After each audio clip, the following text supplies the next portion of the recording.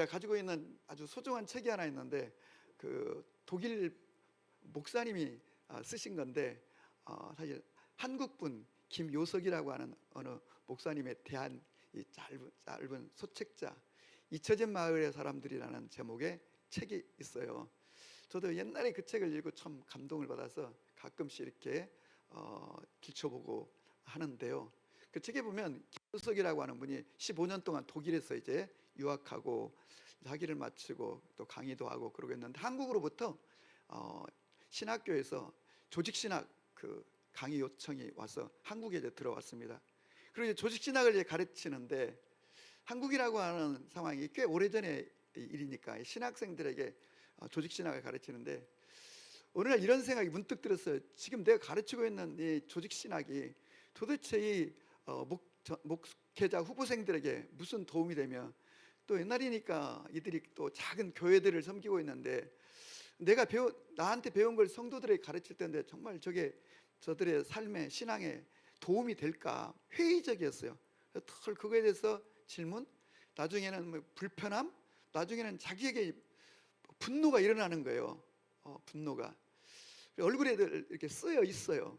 그랬더니 그 사실을 알았던 어떤 나이 드신 목사님이 단도직입적으로 목사님 혹시 하나님을 만난 적이 있느냐고 너무 당황스러운 질문에 대답을 못하고 있으니까 혹시 인격적으로 하나님을 만난 적이 있느냐고 가만히 있으니까 노 목사님이 그런 목사님이 강의를 계속 할 게 아니라 과감하게 신학교 사역을 접고 또 내가 알고 있는 저 남도 쪽에 작은 마을이 하나 있는데 목회자가 없이 있는 교회가 있다고 그래서 거기서 한번 좀 이렇게 신앙을 하고 또 사람들을 섬겨보면 어떻겠냐고 그래서 주소를 이렇게 적어줬습니다. 그래서 토요일 날 그 주소를 가지고 버스를 갈아타고 물어 이렇게 해가지고 저녁 때야 이제 도착이 됐어요.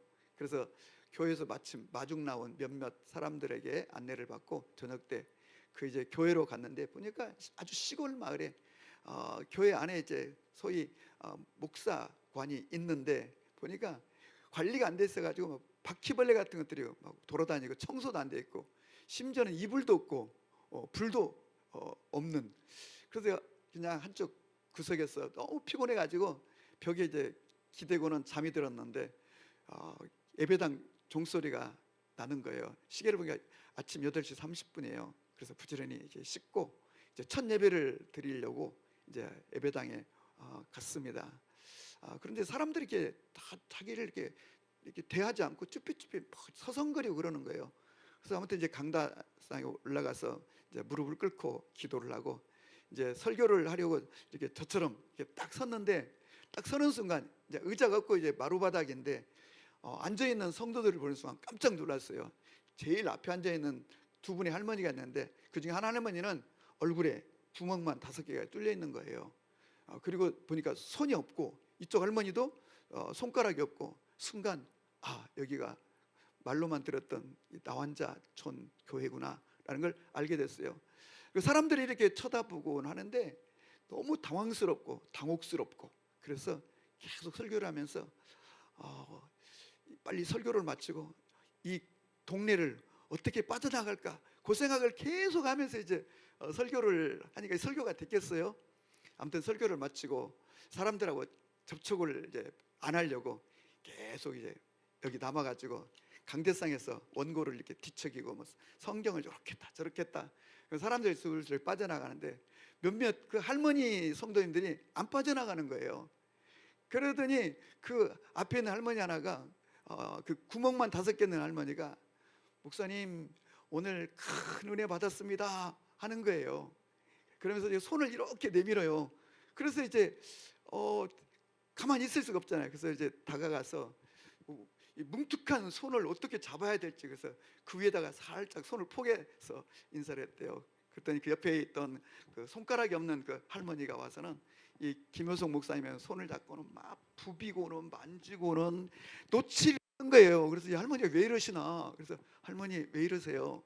어디는 불편하세요? 했더니 나중에는 막 눈물을 뚝뚝 흘리시면서 계속 손을 부비고 만지고 막 그러는 거예요. 그래서 왜요 할머니? 그랬더니 내가 18살에 정말로 이 소록도에 들어가서 지금까지 이 성한 사람의 손을 그 후로 처음 만져본다고. 그러면서 목사님의 손을 막 만지고 부비고 그러면서 자기가 여기에 들어온 사연을 이렇게 얘기하는 내용이었어요. 18살 때 자기가 어느 날 여기저기 반점이 이렇게 생기고 물집이 생겨서 왜 그러나 곧 없어지겠지 했는데 안 없어지고 점점 커지는 거예요. 그래서 엄마에게 엄마 좀 이게 이상하다고 그때 엄마가 보더니 깜짝 놀라시고 고함을 지르시면서 비명을 지르시면서 너에게 문둥병이 왔구나 그러면서 그 딸에게 말하기를 너가 지금부터 엄마가 시키는 대로 해야 돼. 그렇지 않으면 너도 죽고 우리도 다 쫓겨나게 돼 이 동네에서.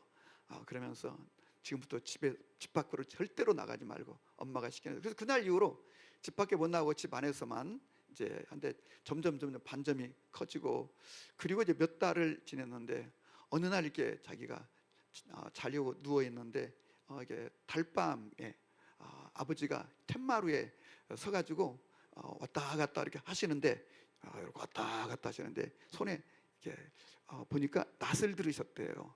그래서 분명 아버지가 자기를 죽이려고 그러나 보다. 근데 정말 죽일까 숨죽이고 있는데 한참 있다가 아버지가 내려가시더래요. 그리고 그 다음 날 아침에 아침 식사를 마치고 자기를 부르시더래요. 그래서 이제 앉혀놓고는 얘기를 하더래요. 너 때문에 우리 집안이 다 풍비박산이 되고 소문이 동네에 나다 보니까 네 동생들도 다 친구도 없고 그리고 네 동생은 이제 결혼해야 되는데 그 약혼 많은 상태인데 파혼하자고 연락이 와서 더는 우리가 함께 할 수가 없다. 그렇다고 내가 너를 어떻게 하겠느냐. 그러니까 이 과자 먹고 그런데 이제 그 바가지에 이렇게 쌀 과자를 만들어 가지고 주시면서 그거 다 먹고 이제 네가 오늘 집을 나가라 이렇게 하시더래요. 그래서 눈물을 흘리면서 이제 쌀 과자를 먹고 이제 밖으로 나왔대요. 그래서 자기는 이제 나가서 뭐 살 수가 없는 거니까 이제 강에 몸을 던져 죽으려고 나왔는데 엄마가 쫓아나오시면서 절대 안 된다. 너는 내 딸이다 여전히. 그러니까 이렇게 쌀자루 하나 주시면서 이거 가지고 산에 올라가 산신령님한테 죽기 살기로 기도해라. 빌어봐라. 그러면 너를 살려줄 줄 아냐. 그리고 집으로 돌아오라. 그래서 산에 올라가서 자기가 이제 그 쌀자루를 바위 위에다 올려놓고 계속 아무리 기도를 해도 나아지지 않고 배는 고프고 그래서 이제 그거 다 먹고 더 이상 배가 고파 마을로 내려와서 구걸을 하다가 신고가 들어가서 경찰에 붙들려 그날 이후로 소록도에 들어가게 되었다는 거예요. 그리고 이제 몸이 치료가 돼서 이 나환자촌에 이제 살아가고 있는 그러면서 눈물을 툭툭 흘리는 그런 내용이었던 책입니다. 그래서 김효성 목사님이라면 참 대단히 훌륭하신 분이에요. 나중에는 중국에 들어가서 또 나환자촌을 섬기고 있던 분인데 오늘 우리가 읽은 바로 이 본문 속에 나병 환자 하나가 예수님에게 달려와서 그 앞에 무릎을 꿇고 엎드려 주께서 원하시면 나를 고칠 수 있습니다 라고 했다는 거예요.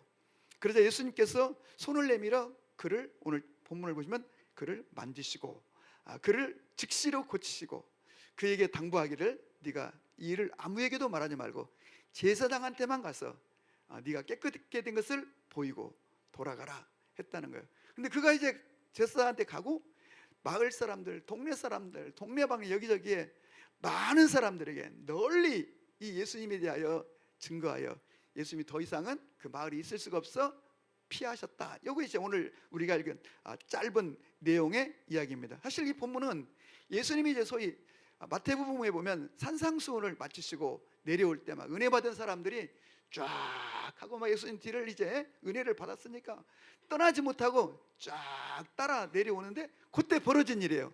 어디선가 갑자기 사람이 튀어나오더니 예수님 앞에 엎드려 막 고함을 지르며 긍휼을 구하는데 보니까 나병 환자예요. 근데 여러분 우리가 이제 이 나병 환자에 대해서 성경이 규정하고 있는데 이 레위기 13장 45절 46절에 보면 나병 환자들은 이 건강한 사람 다른 사람에게 가까이 다가가서도 안 되거니와 우연히 길거리에서 건강한 사람이 자기 옆으로 오면 자기가 먼저 머리를 풀고는 옷을 막 찢으며 먼지를 날리며 입을 가리고 나는 부정하다 부정하다 고함을 질러 다른 사람이 자기에게 접근하지 못하도록 그렇게 하라는 거예요. 46절은 더 비참한 얘기가 나와요. 나병 환자는 부정한 영이 그가 살아있는 동안에 혼자 살아야 할 것이며 그리고 진영 밖으로 내어 보내야 된다. 그러니까 이게 얼마나 이게 비참해요. 병을 얻은 것도 참 안타까운데 밖에 죽을 때까지 혼자 살아야 된다는 거예요. 그것도 진영 밖으로 쫓아내라는 거예요. 도대체 이 사람이 무슨 잘못이 있길래. 이게 나병 환자예요. 근데 성경에 보면 나병 환자에 대해서, 나병에 대해서 굉장히 많이 기록하고 있어요. 인간의 수많은 병이 있는데 왜 하필이면 나병 환자를 그렇게 성경이 많이 기록하고 있는가. 레위기 13장에 14장은 전체가 나병 환자에 대한 얘기예요. 그리고 또 22장도 나병 환자, 또 민수기와 신명기에도, 그 외에도 이제 우리가 그 성경을 쭉 보면 뭐 열왕기에도 뭐 역대기에도 보면 나병에 관한 얘기가 많이 나오죠. 이를테면 뭐 모세의 누이 미리암이 모세의 권위에 대해서 도전했다가 나병이 걸렸다, 뭐 이런 얘기도 있고, 아람 나라 군대 장관, 그는 군대 장관이었으나 나병에 걸려 이스라엘의 엘리사를 찾아와 뭐 고쳐달라고 했던 뭐 그런 이야기도 있거니와, 이 신약 성경에도 예수님 주변에 이 나병 환자들이 굉장히 많았던 것 같아요. 중동 지역은 굉장히 뜨거운 나라다 보니까 나병이 전염성이 강하고, 그래서 누가복음 17장 같은 경우에는 10명의 나병 환자들이 모여 살다가 예수님을 찾아와서 멀찍이 서가지고 우리를 고쳐달라고 외치는 그런 장면이 나올 정도로 이 성경에 보면 나병 환자 얘기가 많이 나오는데, 근데 사실 나병이라고 하는 거는 본래 고쳐지지 않는 병이거든요. 고대의 의학이 뭐 제대로 발달해 있지 않는 고대에 이 나병, 이 소위 문둥병이라고 하는 거는 고쳐질 수가 없는 거예요. 근데 성경은 버젓이 뭐라고 되어 있냐면 그 나병으로부터 고쳐지면은 어떻게 하라, 이런 대목이 나와 있는데, 우리가 요 점을 좀 이렇게 착안해 보면 왜 성경이 나병을 이렇게 자세하게 다루고 있는가. 나병은 히브리어로 짜라트라고 해요. 짜라트. 이 짜라트라는 말의 뜻은 내려치다, 내려치다, 그리고 때리다, 이런 말이에요. 그럼 도대체 누가 내려쳤다는 것이고 누가 때렸다는 얘기인가? 이스라엘 사람 유대인들은 이 나병, 문둥병을 짜라트라고 하는데, 이거는 하나님이 때렸다는 거예요. 신이 때렸다는 거예요. 신이. 이게 저주받은 병이라는 거예요. 그래서 나병이 오면 가족에게서 분리돼야 되고, 마을에서도 격리되어 들녘에서 동굴 같은 곳에서 자기들끼리 모여 살다가 그냥 굶어 죽는 것이 나병 환자들의 운명이라는 거예요. 그런데 고쳐지지도 않는 이 나병에 대해서 아주 자세하게 설명을 하고 있어요. 자기가 나병에서 고쳐졌다고 생각이 되면 이렇게 이런 절차를 거치고 나중에는 제사장에게 찾아가서 이런 심사를 받아 요렇게 하라, 뭐 이런 대목이 나와 있는데, 그래서 성경에서 말하는 이 나병, 오늘 예수님 앞에 나온 이 나병 환자는 저주받은 인간, 저주받은 질병을 갖고 있는 한 인간, 고칠 수 없는 질병을 갖고 있는 한 인간이 예수님 앞에 나와 그 병을 치유받고 자유케 됐고 이 기쁨을 많은 사람들에게 전했다, 이런 이제 스토리, 이런 주제를 갖고 있다는 말이죠. 이 시대를 살아가고 있는 우리 현대인들에게 이 본문은 도대체 무엇을 성경이 말하려고 하는 것인가? 첫째, 나병은 저주받은 병이 있고, 그래서 이 나병 환자는 바로 죄악으로 인해서 타락한 죄인이 그 죄의 문제를 스스로 절대로 해결할 수 없는, 그래서 결국은 저주에 떨어져 죄 가운데 살다가 지옥에 갈 운명에 처한 인간의 실존을 얘기하고 있다고 하는 것이죠. 그래서 첫째, 나병은 고칠 수 없는 병이라고 하는 것. 그래서 겉으로부터, 이 피부로부터 시작돼서 안으로 썩어 들어가는 병이 나병이죠. 옛날엔 참 우리 시골에도 나병 걸렸다가 이제 고쳐져 가지고 구걸하시는 많은 나병 환자들을 이제 음성 환자들을 보게 되는데, 진짜 눈 안구가 없는 거예요. 입술도 없는 거예요. 손가락도 없고 막 녹아져 내려가는 거예요. 그러니까 뼈까지 삭혀버리는 이 무서운 이 나병을 고칠 수 없는 이 저주받은 병이라고 하는 것을 성경이 명시적으로 우리에게 보여주고 있는 것이죠. 우리는 어떤 존재인가? 바로 죄로 인해서 저주 가운데 태어나고 저주 가운데 살다가 결국은 저주의 땅, 지옥에 떨어질 운명에 처한 게 바로 모든 인생들이라는 거예요. 두 번째, 이 나병은 우리에게 무엇을 말하고 있는 것인가? 나병은 썩어 들어가고 막 살이 떨어져 나가고 손가락이 빠져나가고 발가락이 빠져나감에도 불구하고 감각이 없는 거예요. 고통이 전혀 못 느끼는 병이에요. 그래서 어느 날 이렇게 씻으려고 보니까 손가락이 쑥 빠져나가고, 이게 나병의 무서움이죠. 그래서 이 나병은 뭔가 영적으로 이 땅에 살고 있는 수많은 인생들이 죄의 저주로 인해서 지옥에 떨어질 수밖에 없는 이 비참한 운명 가운데 있음에도 불구하고 죄책감이라든가 죄에 대한 인식, 자기가 얼마나 심각한 상태의 존재라는 것을 느끼지 못하고 살아가는 것이 바로 인간의 실존이라고 하는 것을 보여주는 대목이죠. 그럼에도 불구하고 예수님 앞에 나와서 오늘 그 나병에서 자유케 되고 치유받는 한 나병 환자의 모습을 통해서 하나님 우리에게 무엇을 말씀하려고 하는가?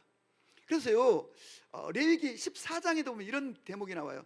나병에 걸렸다가 그가 상황이 좋아지고 정말 어떤 이유에서인지 모르지만 치유가 되면 요렇게 하라 하는 대목이 나오는데, 제사장들이 첫째, 이 새를 잡아 그 새의 피를 그 나병 환자, 지금 이제 치유가 된 사람에게 증표로 이 오른쪽 깃불과 오른쪽 엄지 손가락과 오른쪽 엄지 발가락에 그 피를 바를 것이요. 두 번째로는 기름을 갖다가 짐승의 기름을 7번 뿌리고 그 다음에 그 기름을 오른쪽 깃불과 오른쪽 엄지 손가락과 오른쪽 엄지 발가락에 바를지니라. 그리고 집으로 돌려보내라. 이렇게 되어 있어요.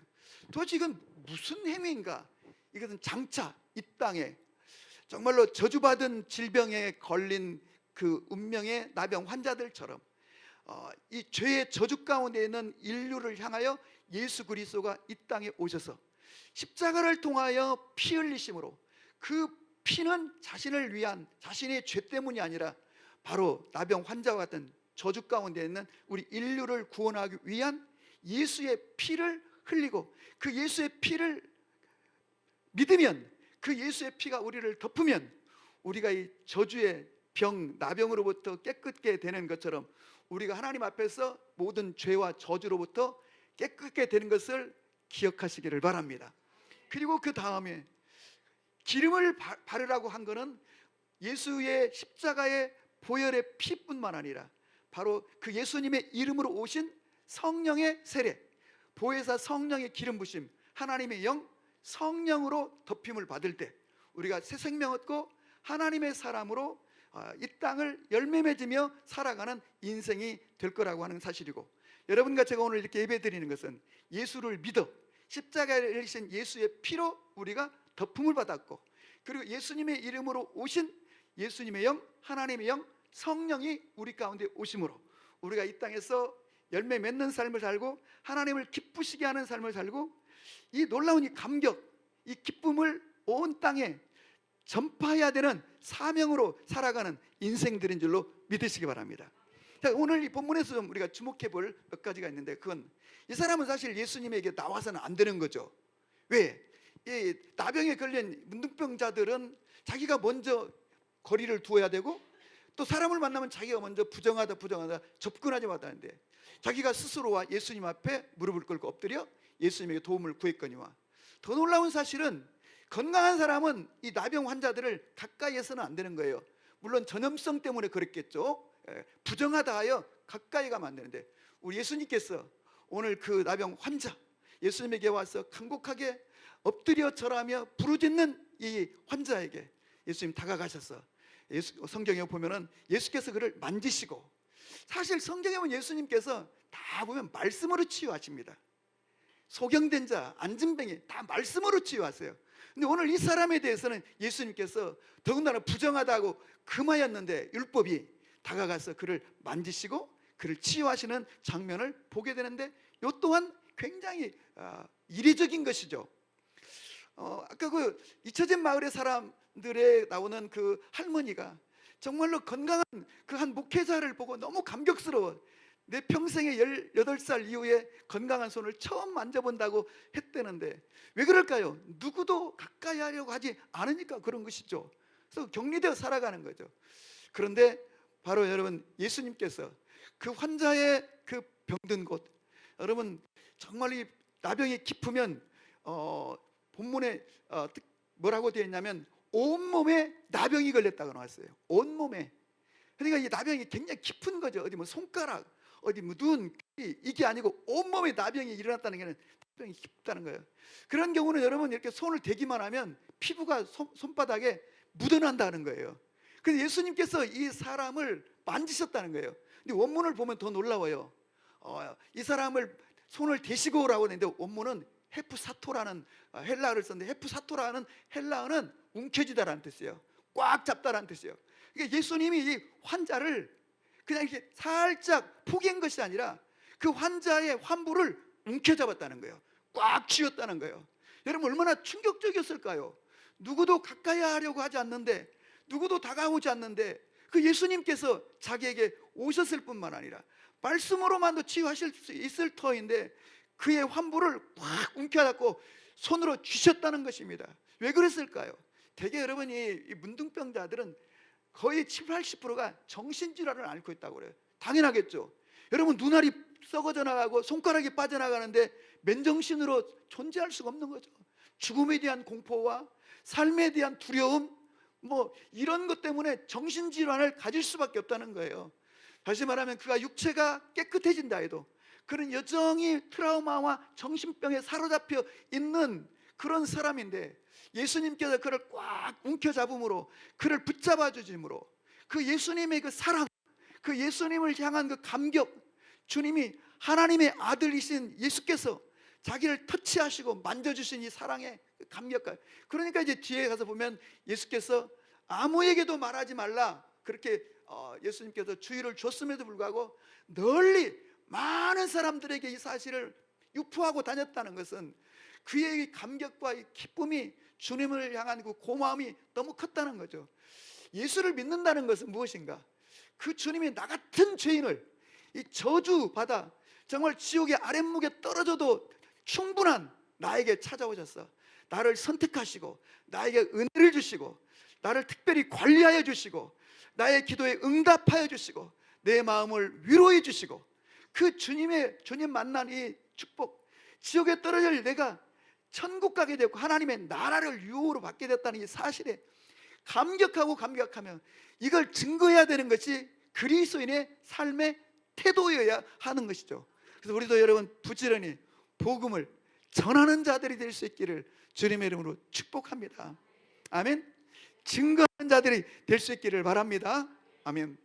그래서 오늘 본문이 주는 이 메시지는 너무 단조로운 메시지입니다. 우리가 이런 엄청난 하나님의 아들 예수님이 나를 찾아오시고 나를 만나시고 내 안에 계시고 나와 함께 하시고 오늘 또 나의 기도를 들으시고, 사실 여러분 이 사람 나병 환자의 용기도 대단하고, 사실 오늘 본문에 참 굉장한, 보이진 않지만 대비가 있는데 지금 많은 군중들이 은혜를 막 충분히 받고 예수의 뒤를 따르고 있는 중이었어요. 그런데 그 가운데 한 사람, 그 예수님의 설교도 듣지 못한 누군가의 말 간접적으로 들은 바로 이 사람. 근데 그 은혜 받은 그 많은 사람 중에 바로 말씀도 듣지 못한 바로 이 사람이 치유를 경험하고 예수님의 주목을 받고 예수님이 만나 주시는 것을 보게 되는 것이죠. 오늘 또 여러분과 저에게 이런 주님의 놀라우신 은총이 있기를 주님의 이름으로 축복합니다. 아멘. 그리고 그 은혜만 받고 거기서 끝나는 것이 아니라 오늘 이 사람처럼 주님 만난 이 기쁨과 감격을 어떤 형태로든 전달하는, 나누는 우리의 삶이 될 수 있기를 축복합니다. 아멘. 저도 그동안 이 직장인 예배에서 막 전단 돌리다가 제가 몸이 지난번 말씀인 것처럼 이렇게 조금 안 좋아져 가지고 제가 이제 좀 멈췄다가, 제가 그저께인가 여기 밤 낮에 돌리면요 또 막 뭐라고 하는 사람이 많아요.